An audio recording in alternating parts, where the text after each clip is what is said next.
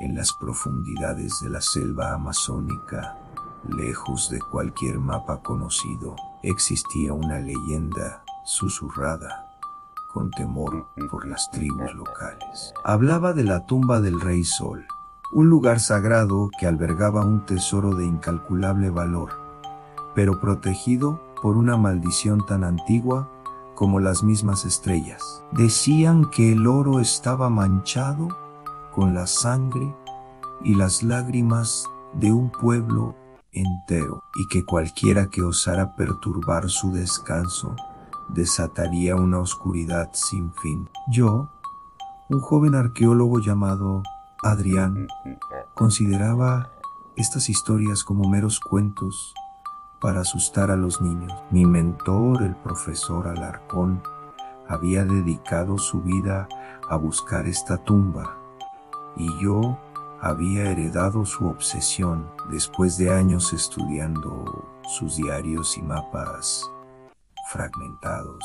Finalmente encontré una pista crucial, una constelación que solo era visible desde una ubicación específica durante el solsticio de invierno. Ese era el momento. Reuní a un pequeño equipo: Angelena, una experta en lenguas antiguas, y mi ex prometida, cuya inteligencia siempre había admirado; Marcos, un guía local fuerte y silencioso que conocía la selva como la palma de su mano; y David, un fotógrafo aventurero que buscaba la imagen que lo haría famoso. Juntos nos adentramos en el corazón verde y palpitante de la Amazonía. Los primeros días fueron agotadores, pero esperanzadores. La selva era un organismo vivo, lleno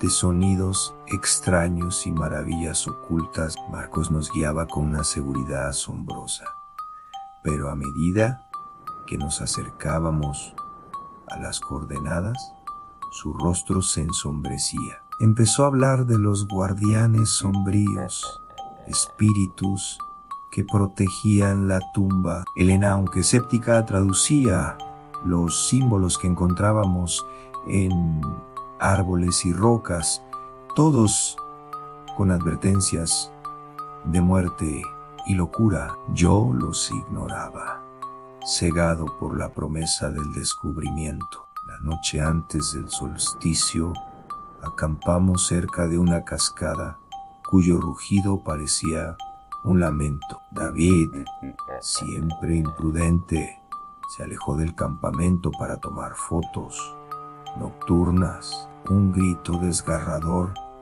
rompió el silencio de la selva. Corrimos hacia el sonido y lo encontramos junto a un antiguo monolito cubierto de inscripciones. Estaba pálido, temblando, señalando hacia la oscuridad. Vi algo en los árboles, balbuceó.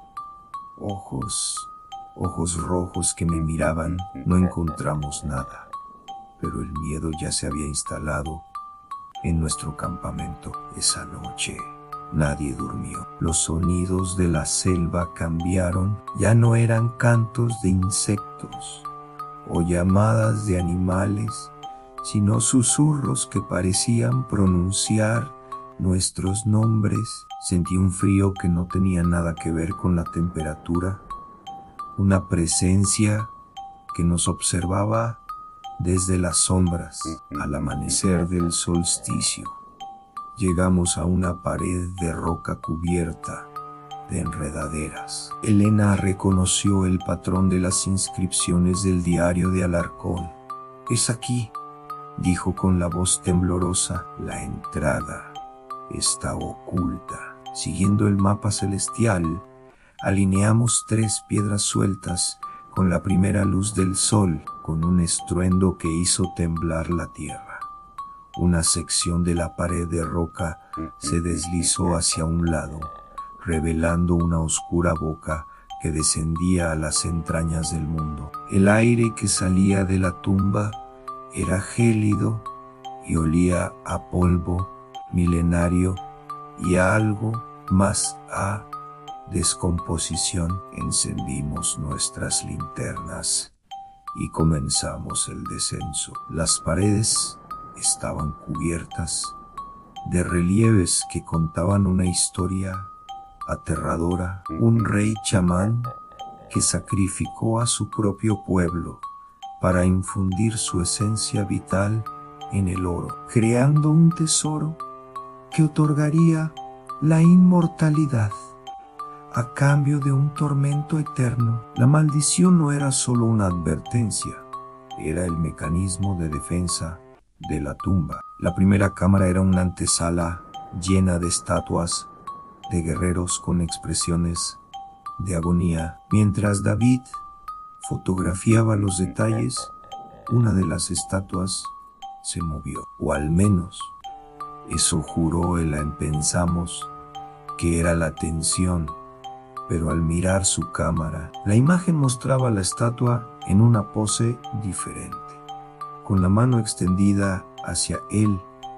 El pánico empezó a apoderarse de David. Continuamos avanzando por pasillos que parecían diseñados para desorientarnos. Los susurros se hicieron más claros, voces que se burlaban de nuestros miedos más profundos. Escuché la voz de mi mentor, Alarcón, acusándome de robar su investigación. Elena escuchaba a su hermana pequeña, fallecida años atrás, llamándola desde la oscuridad. Era una tortura psicológica. Marcos, que hasta entonces había permanecido estoico, se detuvo de repente. «Debemos irnos», dijo, con los ojos llenos de pavor. «Los guardianes están jugando con nosotros, nos están separando». Pero yo no podía dar marcha atrás. Estamos demasiado cerca. Llegamos a un puente de piedra que cruzaba a un abismo sin fondo. Del otro lado podíamos ver el brillo dorado. Era la cámara del tesoro. Mientras cruzábamos, David, que iba en último lugar, empezó a gritar. Nos giramos y lo vimos arañando su propio rostro, gritando sobre insectos que se metían bajo su piel. Perdió el equilibrio y cayó al abismo. Su grito se desvaneció en la nada. El primer precio de la maldición había sido cobrado. Aterrados, Elena, Marcos y yo cruzamos el puente corriendo.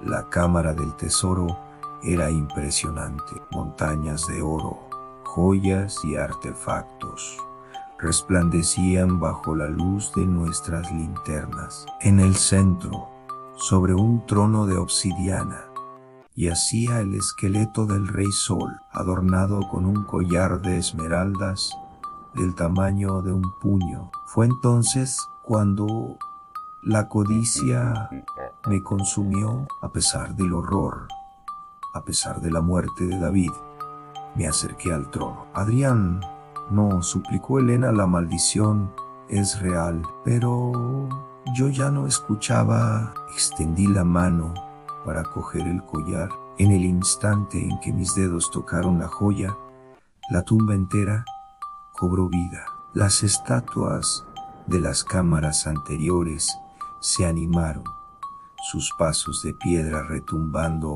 por los pasillos. El esqueleto del Rey Sol se levantó, sus cuencas vacías brillando con una luz roja y malévola. Los susurros se convirtieron en un coro de gritos atormentados. Marcos, valiente hasta el final, se interpuso entre nosotros y el rey esquelético, dándonos tiempo para huir. Escuchamos un grito ahogado mientras corríamos desesperadamente por los pasillos laberínticos. Ahora, las paredes parecían moverse, tratando de atraparnos. Las voces nos llamaban, prometiéndonos todo lo que deseábamos si nos quedábamos. Elena y yo Logramos salir de la tumba justo cuando la entrada comenzaba a cerrarse. Saltamos al exterior, raspados y sangrando, mientras la pared de roca se sellaba con un estruendo final, atrapando los horrores y el cuerpo de Marcos para siempre. Estábamos a salvo, pero no éramos libres. Algo nos había seguido fuera de la tumba. En las noches todavía escucho los susurros. Veo sombras con ojos rojos en la periferia de mi visión. Elena sufre de pesadillas terribles, despertando, gritando el nombre de su hermana. Descubrí la tumba del Rey Sol, pero a un costo que nunca imaginé. Perdí a mis amigos, mi cordura y mi alma. El tesoro permanece oculto, pero su maldición ahora tiene un nuevo portador. Y sé, con una certeza aterradora, que la oscuridad que desatamos no descansará hasta reclamarnos por completo. La selva guarda sus secretos y algunos nunca deberían ser descubiertos. Si alguna vez escuchan leyendas sobre un tesoro maldito, créanlas. Den la vuelta y corran, porque hay cosas peores que la muerte acechando en las sombras del mundo, esperando a que la codicia abra la puerta. Gracias por acompañarme en esta historia. No olviden suscribirse para más relatos oscuros.